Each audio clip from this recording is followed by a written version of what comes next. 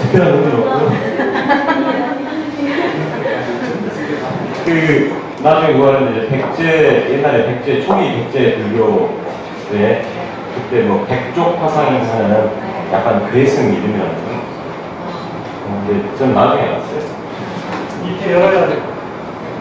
저장에. 안녕하십니까, 박성룡입니다. 저는 저번 주 토요일에 했던 그 약간 조금밖에 업데이트가 못 돼 있으면 죄송합니다.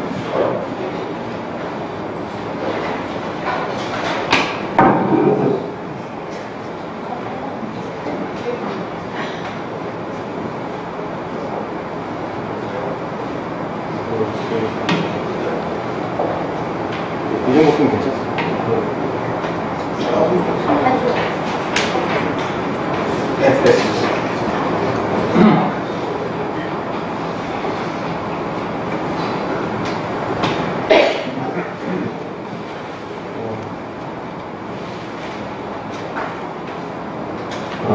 저번 주에 모였을 때 김현희 선생님하고 문현수 선생님하고 약간 엄청 집중을 했었는데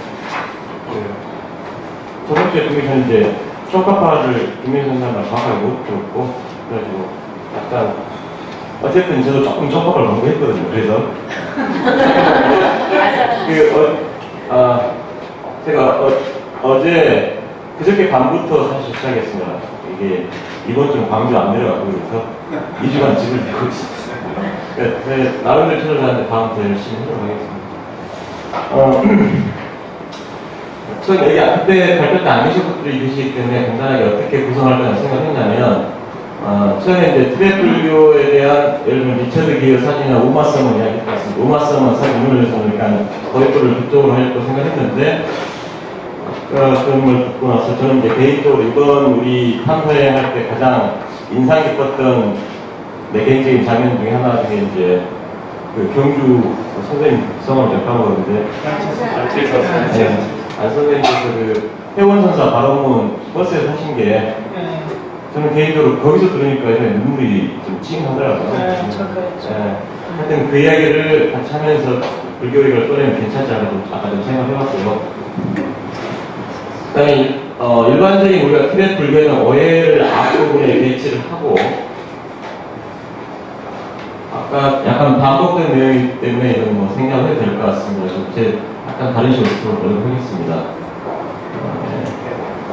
그다음에 이제 제가 이번에 그저께 저녁 또한 계속 이것저것 본 게 뭐였냐면은 티베트 불교는 사실 밀교가 핵심이기 때문에 밀교가 어떤 것인가 개인적으로 궁금한 게 있었고 그쪽을 좀 공부를 했습니다.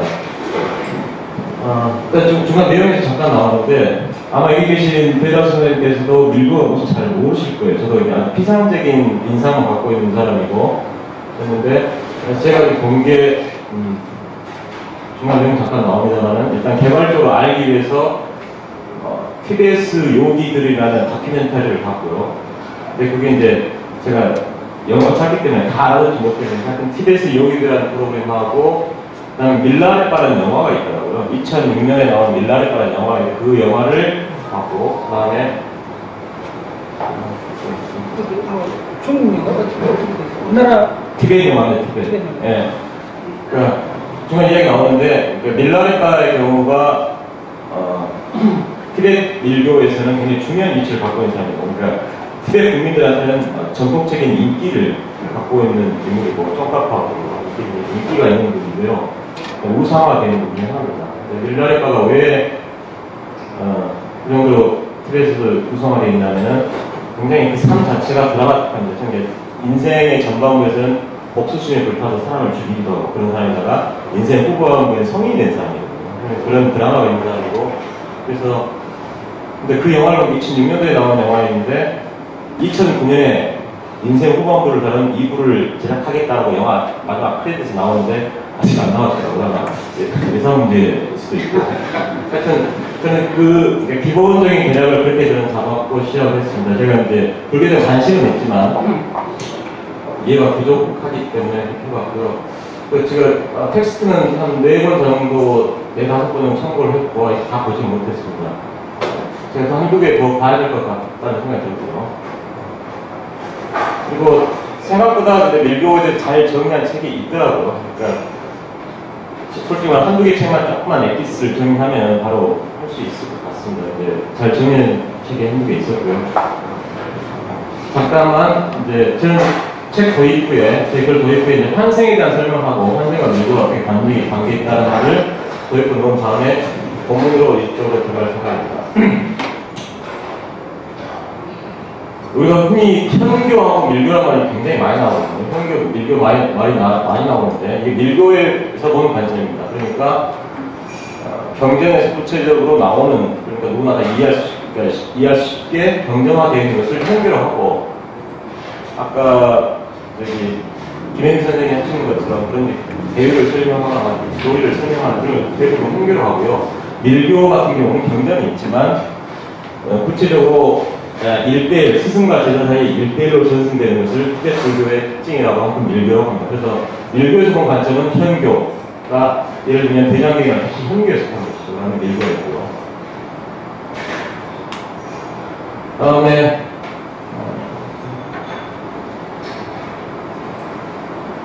이 밀교 경우는 이제 가장 대별되는 게 직신성불이라는 말인데, 즉 누구나 붓다가 될 수 있다.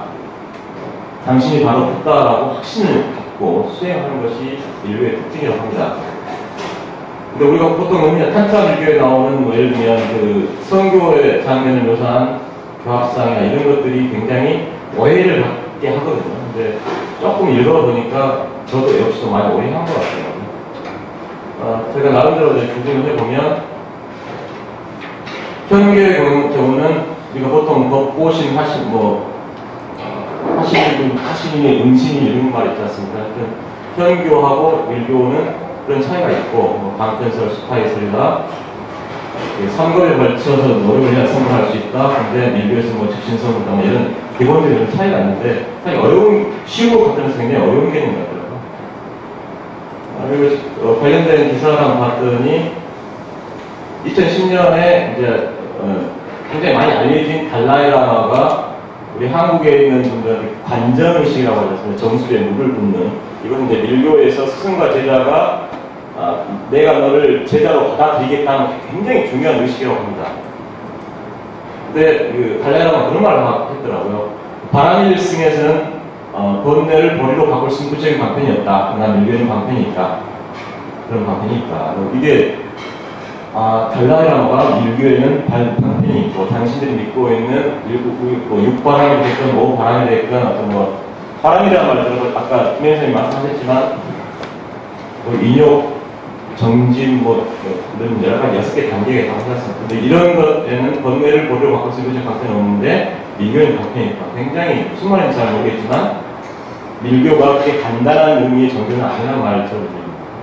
그래서 거기서 이제 머리 전개는 그런 이제 여기까지 도입부가 되는 것이고요. 밀교의 역사에 대해서는 제가 나름대로 찾아봐 정리했습니다. 조금 더 들어가겠습니다. 보통 밀교는 기본적으로 티베트 밀교는 인도 밀교에서 유명한 고승들 3명, 4명이 들어오면서 사실 전파된 게 있기 때문에 사람에 의한 전파된 거거든요. 그래서 인도 밀교가 그때까지 지배된 것이 고승에게 이제 들어가 있고, 그 다음에 그 고성을 통해서 티베트 밀교 넘어오는 건데, 이 티베트 밀교 넘어오기 전에 인도 밀교를 간단하게 정리하면 초기 잔밀, 중기 순밀, 후기 탄tra 이렇게 나올 수가 있습니다. 그러니까 잔밀은 잡다라는 것의 잡자고요. 그러니까 진원, 다란이, 오만원, 이게 단순한 주문을 하는 것이고, 보통 우리가 밀교라고 말하는 것은 중기 이후를 말하는 겁니다. 중기 밀교, 순밀이라고요. 그 다음에 후기를 통으로 하는데, 중기 밀교에서는 신구의라고 해서 몸외, 그러니까 이걸 외자를 몸외로 보통 해석하기도 여러 가지 해석합니다만, 저는 외생리라고 합니다. 그러니까 몸, 그 다음에 이불한 진원, 그 다음에 명상하고 이런 걸 3개를 하고 있고요. 대표적인 금강석이라고 하는 대표적인 금강석의 경전이 대일경전이 대표적인 경전이고, 이 정도만 알면 될 것 같고요. 금강계 태장계인데 만다라는 그림하고 관련된 이야기인데, 이것도 설명이 너무 복잡하고 그래서 같은 금강의 태장계는 만다를 지칭하는 대표의 부분이다. 저는 그 정도로 말하면 될 것 같고요.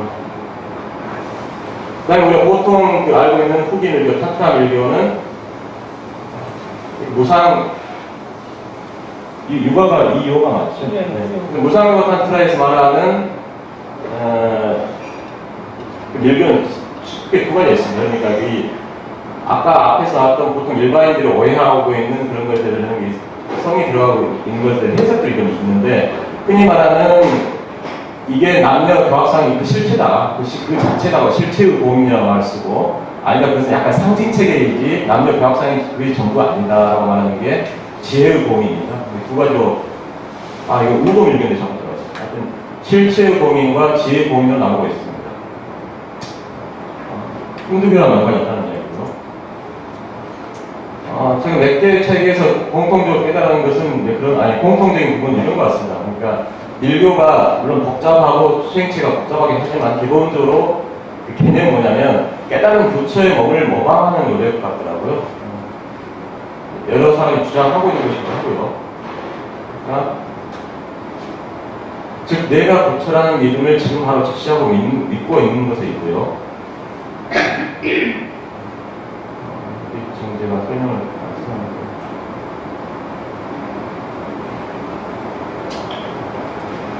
그러니까 이 부처라는 깨달은 성인의 몸의 상태가 있지 않습니까? 요가를 통해서 그 부처님 몸 상태를 모방하고 흉내냄으로써 밀교의 핵심에 다가갈 수 있다. 본인도 회차를 이룰 수 있다. 이런 그 부분적인 걸 수 있으면 상당히 중요한 의미라고 생각하고 있습니다. 그다음 이 표에서 말하는 중기밀교. 중기밀교의 성질이 뭐냐면 신구미려고 할 수 있는데 이것도 약간 책마다 조금씩 다른데요.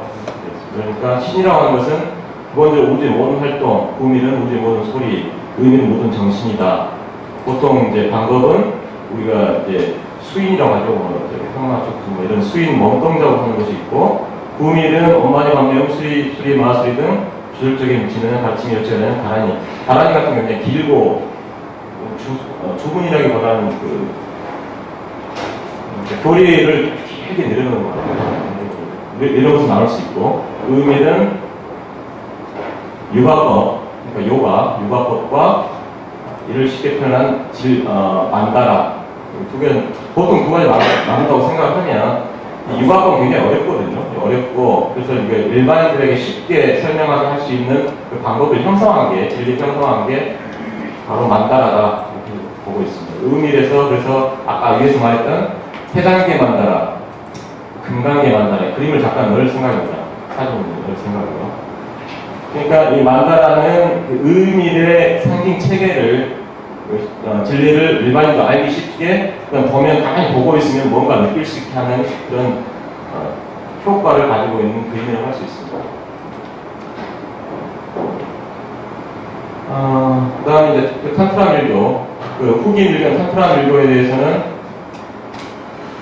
이것도 약간 책마다 조금씩 다른데, 그러니까 좌도 밀교가 애욕과 쾌락을 긍정하고 즉신성을 가르치는 것이었으나, 이거 상당히 이제 어려운 이야기거든요. 근데 인도 민중의 성숭배 사상과 겹쳐서 단순한 성적 비위에 떨어지게 했다. 그래서 탄트라 밀교 지도자들은 좌우도 밀교 분파와 상관없이 현교라는 교학 체계를 완성하지 않는 자의 접근을 철저히 금지하고 있다. 아까 김현현님께서 말씀하신 것처럼 단계적으로 배운 사만이 알 수 있는 것이 바로 이 탄트라 밀교다. 이렇게 공통적으로 이야기를 하고 있습니다. 그럼 이제 왜 환생인가? 이런 밀교의 전통을 갖고 있는 데서 왜 환생이라는 의미가 나오는가? 여기에 대해서는 이제 이거 약간 겹치는 부분이 한데, 앞서 불교사에서 가끔 맨날 불교사에서 김영희선 이거 하실 줄 알고 이렇게 써놓은 것이고요.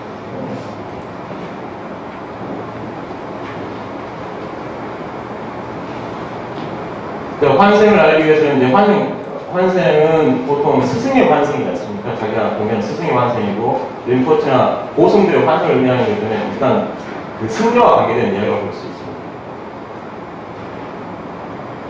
그러니까 중간학파 중에서 대리의 몸을 잡고 유식을 수행한 학생이 나오고 이들이 티벳으로 건너가게 되는데, 산타크라시타와 까말라실라 연화계하고 뭐 그렇게 중국어로 표현하는데 산타크라시타와 제자 까말라실라가 있다 이런 거고요.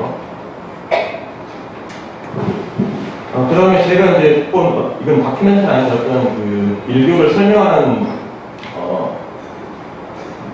비디오를 보니까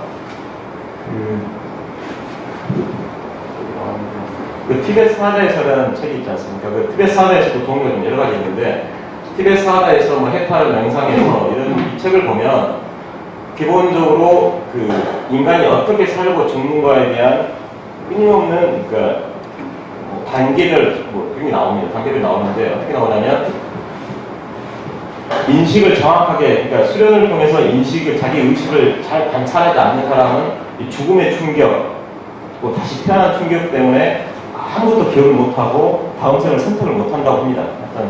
그러니까 근데 수행을 통해서 자기 의식이 끊어지거나 이런 것을 잘 알고 있는 사람은 그러니까 예를 들면 낮 동안에 자기 자신을 관찰하고 잠이 드는 순간에 자기 자신을 관찰하고 거기서는 잠하고 죽음하고 똑같다고 보거든요. 잠이 드는 순간도 자기 자신의 의식을 끊어지지 않고 관찰하고 있는 사람은 죽는 순간에도 그 의식이 끊어지지 않는다고 합니다. 그리고 그 중간계라고 하죠. 이제 중간계 예, 하여튼 중간계에 가서도 이 티베트 사대에서 보면은 강렬한 빛이 나타나고 그 강렬한 빛이 보통 너무 강렬하고 아름다운데 보통 수행을 아직 하지 않는 사람은 죽어서 강렬한 빛을 보면 움츠려 들고 도망가게 된다는데 하여튼 이 수행이 굉장히 높은 위치에 오른 수행생들은 그 강렬한 빛을 나가서 바로 들어가게 된다고 합니다. 하여튼 그런 여러 가지 관계들이 있고요. 그리고 제일 마지막에 자기가 태어날 부모의 성교 장면을 보게 된다고 하는데 고를 수 있다는 거죠. 그러니까 수행하는 사람은 그래서 가장 뛰어난 부모 밑에서 부모로 들어가게 된다. 그것도 굉장히 이게 다 섹스랑 연관이 되기 때문에 기본적으로 이 환생이라는 것 자체가 다시 태어난 의미고 그게 섹스이거든요. 이 섹스에 대해서 이쪽 밀교에서는 어떤 식으로 설명을 하는 거냐 제가 예상을 하는 쓰기 힘든 부분이긴 한데 어찌됐든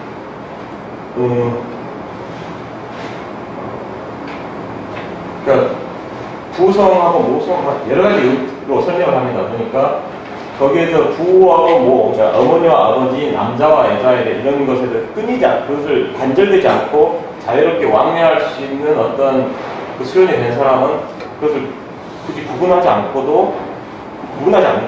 양과 어둠과 밝음, 삶과 죽음이 경계가 없어지는 상태에 들어간다고 합니다. 제가 모르는 걸 설명해야 하는데. 하여튼 다큐멘터리 여기 보니까 어떤 말이 나왔냐면, 거기서 어떤 한 요기가 나오는데, 저도 밀교 수행한 요기의 그걸 처음 봤는데, 일단 혼자서 굉장히 기이합니다. 그러니까 보고 있으면 좀 무섭고요. 혼자서 몸을 비틀면서 이상한 소리를 내고 오음하는 소리부터 이상한 소리를 내고 몸을 비틀고 공중으로 뛰어오르고 근데 그 사람이 그 수행승이 나한테 어떻게 말하냐면 그 보여준 굉장히 이제 부담스러워했어요. 그래서 이것은 처음까지 완벽하게 마스터한 스승의 지도 없이는 100% 몸이 망가지고 굉장히 몸이 좋은 건데 이게 마스터한 사람의 지도 없이는 절대로 해야 할 것이 아니다라고 몇 번 강조를 하더라고요. 하여튼 밀교에서는 그러니까 단순히 섹스만 있는 것이 아니라 이 요가 수련한 수행승이 보여주시기 굉장히 방법이 많고 기본적으로 몸을 이용하는 것이고요.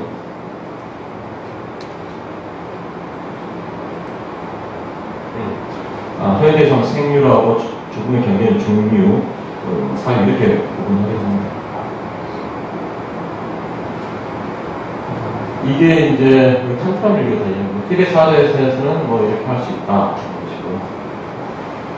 그러니까 환생은 티베트 불교의 핵심 수행인 공을 중심으로 한 유관행의 결과다. 이게 단순한 신화나 그런 것이 아니라는 것이죠. 구체적인 이야기였습니다. 환생. 그리고 이 환생을 다룬 환생을 찾았습니다. 그 다큐멘터리에도 똑같은 변명이 나옵니다. 그러니까 한 1년 동안 따라다니는데 어떤 림코체가 사망을 하고 제자가 스승의 환상을 보고 쭉 돌아다니는데 그 카메라 그대로 팔로우 하는데 실제로 그런 아이를 만나더라고요. 좀 섬찟해요. 하여튼 이런 것들을 이제 간략하게 보면 티벳, 인도 불교의 대표적인 그 일도의 흐름이고요. 이 티벳으로 건너간 인도의 밀교성은 어떻게 이건 좀 분이 바꿔질 것 같은데 보통 세 가지가 있는데 보통 인도에서 티벳으로 넘어가는 이 길을 동전이라고 합니다. 동쪽으로 전했다. 북동인도에서 티벳이나 네팔로 건너가서 까말라실라나 아티샤, 린첸샤포 등이 이에 속한다 이렇게 있습니다. 그럼 티벳으로 어떤 인도성이 대표적인 승이 갔느냐? 여러분이 있겠지만 그 티벳 경우에는 아까 말했던 샨타락시토와 파드마산바바 8세기 때 사는 거고요. 그다음에 까말라실라, 그러니까 이 샨타락시토는 까말라실라의 스승이라고도 스승이고 지금 그 삼예 대승원이라는 유명한 사원을 건립한 이유는 사실상 불교를 뿌리내린 사람이라고 합니다. 근데 이분이 굉장히 이제 노부였기 때문에 굉장히 노승이었기 때문에 본인이 잘 안 됐다고 합니다. 처음에 이제 포기를 했지만 잘 안 돼서 이 파드마 상가바라는 그러니까 굉장히 말도 잘하고 흔히 말하는 티벳 전통 귀신을 잡할 수 있는 그런 파드마 상가바라는 젊은 스물대로 같이 가까워합니다. 까말라실라도 아까 나왔던 얘기지만 중국 서불계 대간이 마하이만 논쟁을 해서 이기고요. 이런 대표적인 인도 승으로 인해서 티벳 불교가 서게 됩니다. 그 다음에 이제 티벳 불교에서 굉장히 유명한 사건 중에 하나가 멸불 또는 폐불을 했다고 하죠. 그러니까 난다르마 왕 때 폐불 정책이 있었는데 그 이후에 아티샤가 다시 인도에서 건너가서 아티샤를 초빙하기 위해서 굉장히 많은 노력을 들입니다. 아티샤가 인도에 가서 불교를 다시 부흥했고 대표적인 5개 정파가 이제 생기게 됩니다. 그에 대한 이야기를 좀 길게 넣어놨고요. 이 파드마 삼바바를 다룬 간단한 기를 좀 봤는데 그야말로 그 홍길동이고 슈퍼맨이고 그러니까 인도에서 건너지도 날아왔다 이런 말도 있고 이 사람의 경우에는 본인의 그런 능력만큼이나 생물 연대가 없습니다. 그냥 워낙 굉장히 기대했고 이름도 없는 사람인데 후세에 연꽃을 태어난 사람 이런 이름도 듣다. 또 재밌는 게 이 티벳의 티송대첸 왕의 왕비를 또 아내로 맞았어요. 이상하고 그 이유는 잘 모르겠는데 그리고 그래서 그 왕비 에셰촉에는 밀교인들의 소호실을 지금도 숭배를 한다고 합니다. 이게 밀교의 특징이죠. 그 다음에 이게 그리고 그 다음에 까말라실라 3회 대논쟁을 하게 되고 이것도 굉장히 좀 재밌는 내용인데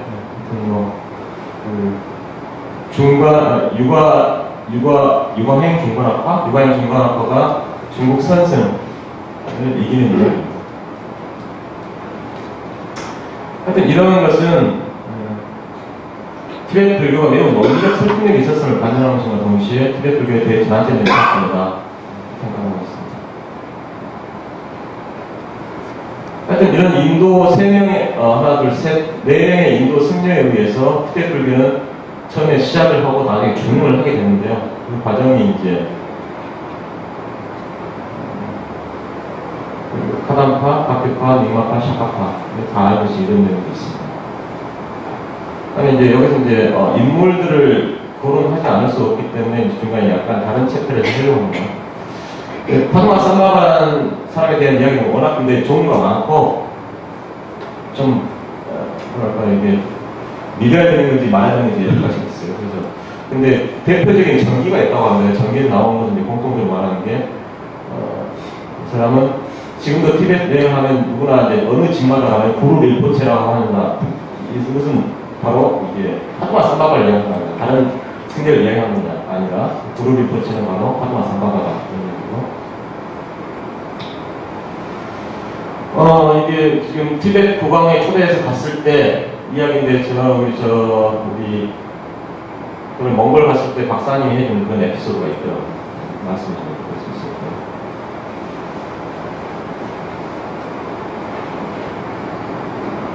하여튼 이 파드마 삼바바 같은 인도의 고승이 티벳으로 가서 티벳 본교의 주술을 다 압도를 하고 처음에 이제 인도 불교를 정착시키게 됩니다.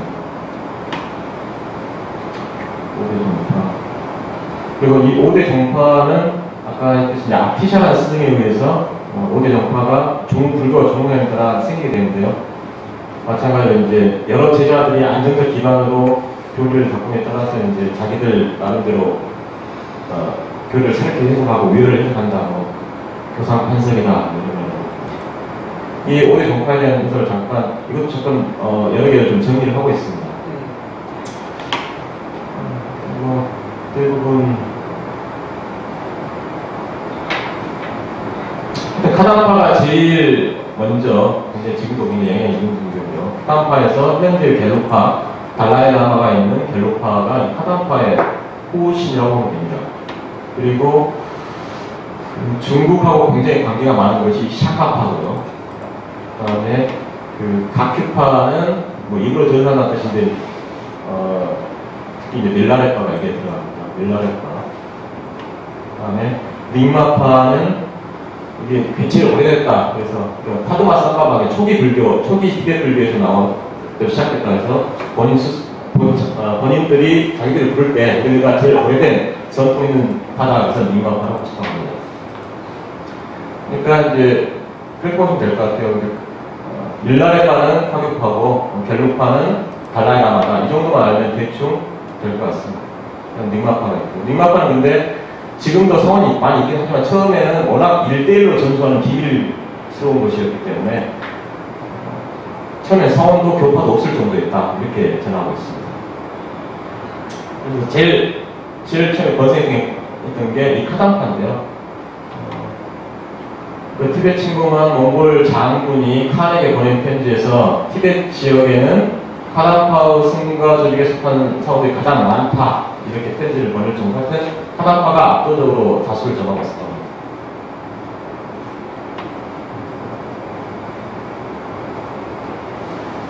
현재 티벳에는 물론 탕모파라고 하는 겔로파가 주류를 이루고 있고요. 파드마 삼바바라는 인도 승려의 가장 티벳인들의 마음속에 가장 깊이 자리 잡고 있는 인물이 바로 밀라레파입니다. 그래서 이제 아까 파드마 삼바바처럼 이제 밀라레파를 좀 조사를 했고요. 영화를 보니까 이제 그런 장면이 나오더라고요. 이 어머니가 자기 숙부하고 고모가 아버지가 적자 숙부 고모가 재산을 가르치고 어머니가 복수를 해라. 그러니까 본교 중국 토착 종교죠. 본교의 흑마술을 배워서 영화에는 그렇게 표현하는데 하여튼 배우고 와서 자기 이 배낭 같은 것을 마을 근처 와서 배낭을 내리치니까 번개가 내리쳐서 이 가족들을 죽이더라고요. 그런 흑마술이라고 합니다. 실제로 숙부의 아이들을 조조에 죽이고 마을 밭에 음악을 내리고 어마어마하게 들었다. 그러나 번역은 이제 거기에서 악업을 두려워하고 스승을 찾아 나서고 이때 유명한 마르빠라는 스승을 만났습니다. 마르빠는 처음에는 그가 범한 악업의 대가를 치르게 하기 위해서 처음에는 굉장히 학대한다. 밀라르빠는 화가 나서 도망가려고 하는데 그때마다 마르빠의 아내 당박네마가 말렸다. 그러니까 나오는데 이 이시야마 유리코라는 이 저자는 이렇게 해석을 하고 있더라고요. 일단 일교라는 전통에서는 특히 밀라레파는 어머니라는 그 악의 상징하고 복수의 화신하고 당매마는 아주 선한 화신. 그러니까 두 개의 여성들이 굉장히 중요한 역할을 하고 있다. 융의 두 개의 원형론으로 설명할 수 있는 어머니다 이렇게 평하기도 하더라고요. 근데 밀라레파가 이게 지금 아마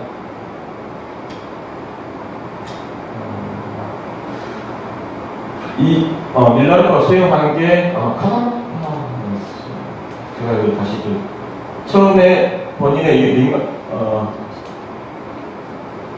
닉마파 쪽에 수행했었습니다. 그러니까 그런데 여기에 대해서 한계를 느끼게 된다 밀라레파에. 그래서 카피파가 탄생하게 됩니다. 어쨌든 밀라레바 쪽에 수행을 하다가 중간에 이제 고향의 환영을 보게 되고 다시 고향 돌아보니까 어머니 이미 백골이 되어 있고 여동생은 형광불량이고 현세의 무상함을 띠고 동물이 박혀서 깨달을 때까지 나오지 않겠다 맹세합니다. 여기 이제 그 붓다하고 매우 비슷하게 그다음에 그래서 쐐기품만 먹다가 몸이 푸른색을 되는 악마천을 보냈다.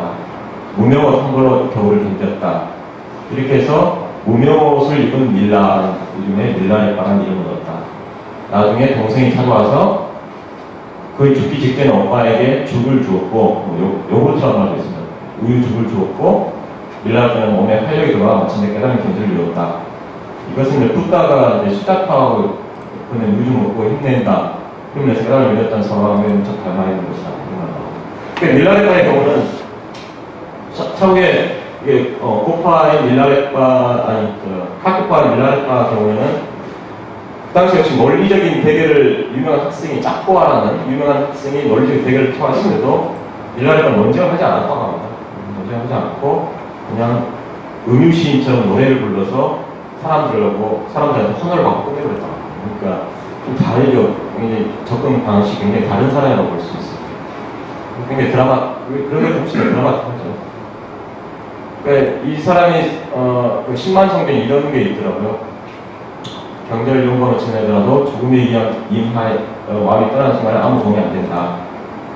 오랜 세월 수행자들도 일시적인 체험들을 초월적인 대의를 혼동하여 스스로를 속이고 즐거워하더라. 근데 본인이 이미 수행을 통해서 다 넘어선 단계이기 때문에 이런 말 하는 것이겠죠.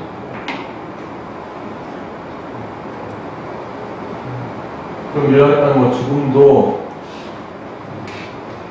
드라마틱합니다. 하여튼 이게 밀라레바라는 이야기고요. 이후에 이제 학교들이 이제 사실 달라이라마하고 판체나마 쪽이 주가 될 것 같습니다. 김현수님 쪽파파를 자세히 하시니까요. 일단 이 정도로 재밌습니다.